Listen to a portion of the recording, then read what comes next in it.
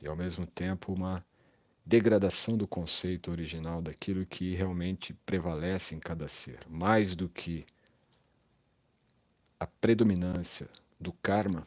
O que realmente predomina em cada ser é o Dharma. E dali nós temos muitas formas, né, de entender esta dicotomia. Né? Muitas vezes, inclusive, se utiliza isto como teorias didáticas, né, para explicar de que você deve se voltar ao seu Dharma para eliminar o seu karma, ou de alguma forma positivar, né, o seu débito kármico. Porém, o que os Vedas realmente vão nos dar como uma diretriz de entendimento para esses conceitos é que o karma, em última instância, quando você realmente elimina o aspecto religioso por trás das doutrinas e dos dogmas que se desenvolvem sobre os conceitos de karma, você compreende que o karma é, na verdade, uma crença. Não que ele não exista, até porque o karma ele faz parte de uma estrutura cósmica, de uma lei universal, mas é subordinado. Veja, a lei do karma é subordinada à lei cósmica e também ao princípio de equilíbrio cósmico. Isso porque quando a alma, o Atma, dentro do seu processo de autorrealização transcendente, realiza sua natureza eterna como ser primordial, parte integrante da fonte última, primordial, absoluta, ele transcende todas as camadas prévias. De forma diferente, podemos entender que o karma ele prevalece apenas na dimensão da existência corporificada, ou, em outras palavras, só prevalece dentro da dimensão encarnatória. É até por esse motivo que o karma geralmente ele está atrelado ao conceito de reencarnação, não é? Agora, tanto a reencarnação quanto a própria definição de samsara, bem como este motor mecanicista definido como karma, todos eles são apenas estruturas que estão sendo efetivadas e regem as leis dentro da terceira dimensão. Dimensão na qual o corpo, inclusive, precisa também estar estruturado para existir, para suportar a presença de algo que é muito mais evoluído, elevado e pleno, que é a alma, que é o ser, na sua matiz mais completa de espiritualidade, de natureza transcendente. Então, para que essa potência transcendente que constitui o ser, já que o ser é parte da fonte última, transcendente, o ser supremo, o absoluto, para que essa potência individual de cada indivíduo, de cada ser, possa estar envolvido dentro da dimensão de 3D, né, ou dessa dimensão física, da dimensão material, é necessário então que haja uma configuração como que o funcionamento de um relógio, que é todo mecânico, todo uma combinação perfeita de cada parte, de cada engrenagem. E assim nós temos o tempo. Então imagine que o corpo material ele também possui um relógio, o tal relógio biológico pode ser entendido nesse contexto, e que está funcionando perfeitamente. E que após a sua conclusão, o seu processo todo se findar, esse corpo então é promovido, né, para a sua fonte criadora. Essa energia ela é retransformada, ou ela é revitalizada, e aquela alma que é eterna, naturalmente, ela passa por esses processos mecânicos, dessas engrenagens, deste grande relógio biológico, a assumir ou a adquirir um outro corpo. Então veja que o karma, ele é como que a corda dada em um relógio. Agora, entenda que o relógio ele diz apenas a passagem do tempo linear dentro da dimensão física, para dar uma prévia de começo, meio e fim à dimensão corpórea, à dimensão até mesmo psíquica do nosso conceito de corpo, de quem somos. No entanto, o autoconhecimento que leva à autorrealização é justamente irmos para uma dimensão acima, e nem a quarta dimensão, que é uma dimensão, diríamos, onde o ser, ainda condicionado pela matéria, está destituído de um corpo. É o plano dos espíritos, ou astral, como é chamado. No entanto, a natureza da alma ela é superior à 15ª dimensão. É dali a nossa fonte.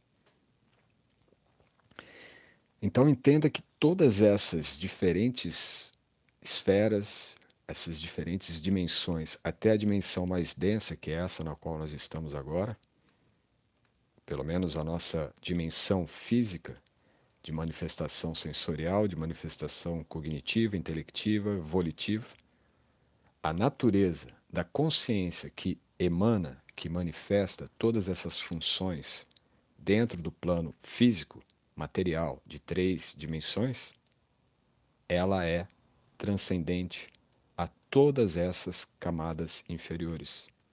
E inferior aqui não tem uma ordem de superioridade, inferior apenas em ordem de frequência e vibração, de densidade e sutilização dessas camadas de frequência da própria consciência, envolvida por dimensões, desde a matéria mais densa, que é esta, até dimensões mais sutis e transcendentes. O que importa aqui é entender que a lei do karma é uma lei baseada na crença. Se você acredita na lei do karma, você não deve duvidar, até porque ela existe.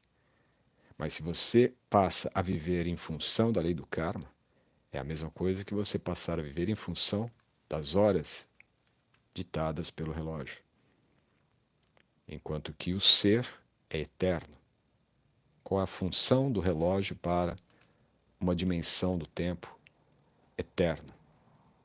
Ou qual a dimensão do corpo físico para um ser ilimitado ou infinito?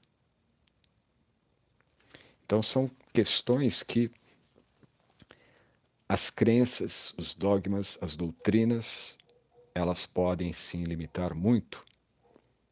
E isto não impede, não altera o fator de equilíbrio desta grande lei cósmica. Por quê? Como eu falei, a própria lei do karma, ela é um ingrediente, é um componente dentro da lei cósmica, dentro da harmonia ou do equilíbrio cósmico. E isso existe apenas para nos possibilitar o livre arbítrio. Suponhamos que eu, você, estamos aqui já algumas vidas, algumas encarnações nesse mundo. E de repente desistimos de ficar aqui, porque descobrimos que a nossa natureza não é daqui. Mas estamos aqui e de alguma forma nós nos submetemos a esse processo de reencarnação por desconhecer ou por não saber algo que transcende essas leis limitadas, condicionantes e materiais do mundo físico.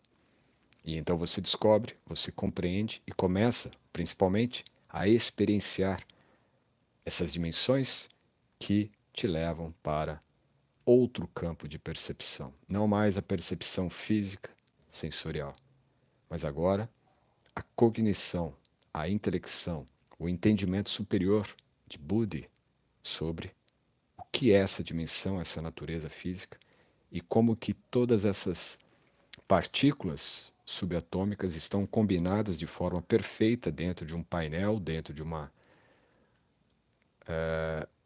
cena ou de um cenário ou de um campo visual sensitivo que compõe a minha percepção do mundo e me dá a sensação de que tudo isso aqui é totalmente real. Tudo isto faz parte desse equilíbrio cósmico. Então é sobre isso que nós vamos tratar nessa aula, ok? E se alguém tiver algum comentário aí, pode deixar, ou alguma dúvida, né? Pode deixar nos comentários, e quem for assistir depois na escola de yogis, que vai ficar ali ad infinitum, pode também colocar os comentários na área de aluno, área do membro, ok? Então eu vou continuar aqui com algumas passagens do Rig Veda, que é o que está sustentando essas nossas aulas aqui introdutórias ao conhecimento dos Vedas. E, por exemplo, ele vai falar aqui no Rig Veda 4.23.8, né, que é a parte 4, ou Mandala 4, seria correspondente ao tomo 4, capítulo 23, o verso 8. Ritasya ri shurudha shanti purvihir ritasya dihir vijnanam hanti. A lei eterna tem variedades de manifestações que, estranhamente, torna-se a lei cósmica como um pensamento. Ou seja, como se essa grande lei cósmica não existe ou não exige um esforço hercúleo de alguém, mas apenas com o poder do pensamento de uma mente cósmica, de uma inteligência cósmica, que aqui, claro, se refere a essa inteligência superior, essa inteligência divina, né? Vijnanim ou Vijnani.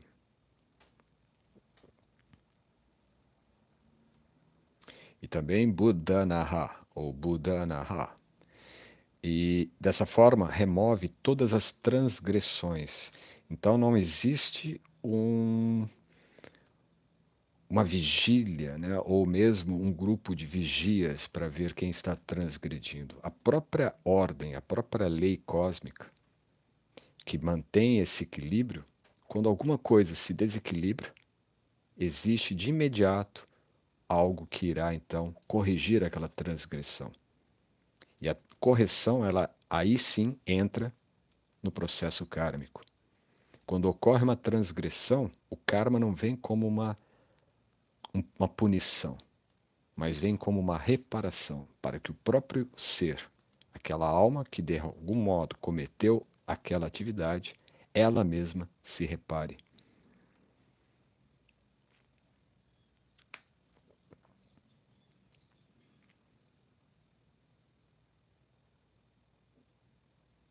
E desse modo, essa grande lei eterna, ela pode florescer, né, ou aflorar, abrindo a capacidade de ouvir a vida, ou o ser vivo. Quer dizer, esse processo de reparação que ocorre para o ser, quando ele passa por algum processo kármico, faz com que ele então atente-se para aquilo que está ocorrendo em sua vida. Então veja que não é uma punição, a reparação, dentro ainda da lei do karma, mesmo que ela seja uma crença, uma doutrina, um dogma, ela tem a finalidade de ajudar o ser vivo, a alma, a despertar para a sua real natureza. E isto, né, aí é o detalhe importante, isso se refere ao Ritva. Quer dizer, é quando nós não estamos vinculados ou agindo dentro daquele conceito da lei cósmica de Rita, ou seja, não assumimos o nosso dharma, o nosso dever, a nossa missão real na vida, nós estaremos batendo nas bordas. E essas batidas nas bordas ou nas margens, né, imagine que você está em alta velocidade numa estrada e de repente você começa a sair da estrada para o acostamento. De imediato você perde velocidade, até por segurança. Então imagine que também na vida existem momentos que quando nós não sabemos exatamente qual direção tomar, o que nós fazemos? Nós entramos no acostamento, reduzimos a velocidade para entender bem o que está acontecendo, qual direção tomar, de repente eu devo virar à direita, pegar a estrada à esquerda, o que fazer? Então, nesse momento nós assumimos o nosso Dharma, nos posicionamos ou acatamos o nosso Ritva. ou como um código que me posiciona dentro da grande lei cósmica.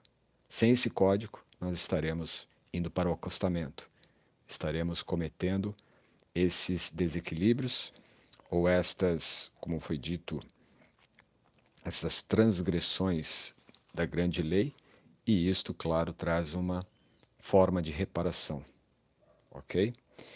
E depois ele diz, também nesse mesmo verso ainda, não, verso 23, verso 10 agora, também do capítulo 23 do Mandala 4 do Rig Veda. Ele vai dizer aqui, Ritan Yemana Ritan Idhi Vanotitritasya Shushman Turaya Guvyahu. Guvyahu. A tradução seria, portanto, fixando-se na lei eterna, pode-se então manter-se no movimento contínuo e harmonioso com a grande lei, a qual se torna simples e macia, suave. E ao entrar nesse campo, nessa sequência, ou mesmo nessa sintonia da grande lei cósmica,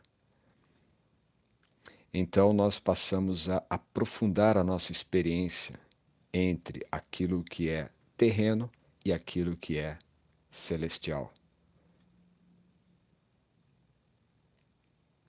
Pois a grande lei cósmica envolve ambas dimensões, ou seja, as dimensões mais terrenas, densas, materiais, bem como também as dimensões celestiais, não as dimensões espirituais no caso, tá?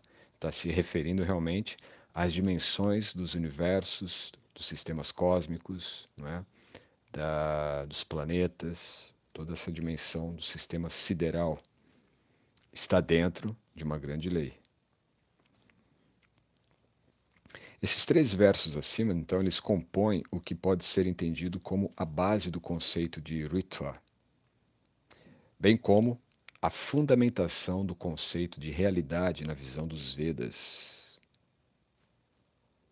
Então, aqui a gente vê que existem dimensões, existem camadas, né, ou círculos por onde essa lei vai estar atuando. Tudo está em ordem, né, tudo está dentro de uma certa harmonia cósmica.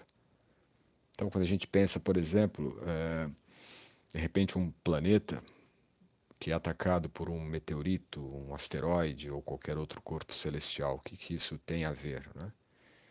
Isso é possível? Não haveria qualquer mudança na rota daquele corpo celeste se não estivesse já dentro da grande lei. Então pode ser que de repente algum corpo gigantesco esteja numa órbita que só passará pelo planeta, determinado planeta, uma única vez, porque é justamente essa conjunção. Mas vai depender de vários fatores, não é? Então não existe nada que esteja fora desta grande lei cósmica. Esse é o ponto. Agora,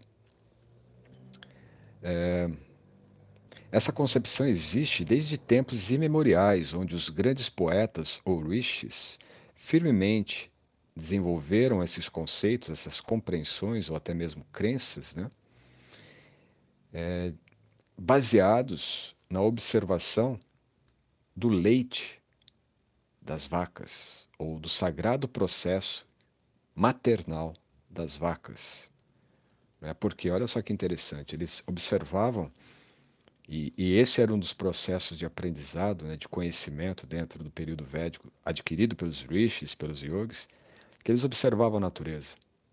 Né, eles estudavam ali os conhecimentos que eram recebidos, esses conhecimentos eram validados através de meditação e processos de ascensão da consciência, através de meios como, por exemplo, a gente pode entender os siddhis, as perfeições místicas dos yogis, como um tipo de telepatia ou de clarividência superior, né? Até porque Os rishis, eles trabalham em dimensões acima da 13ª dimensão.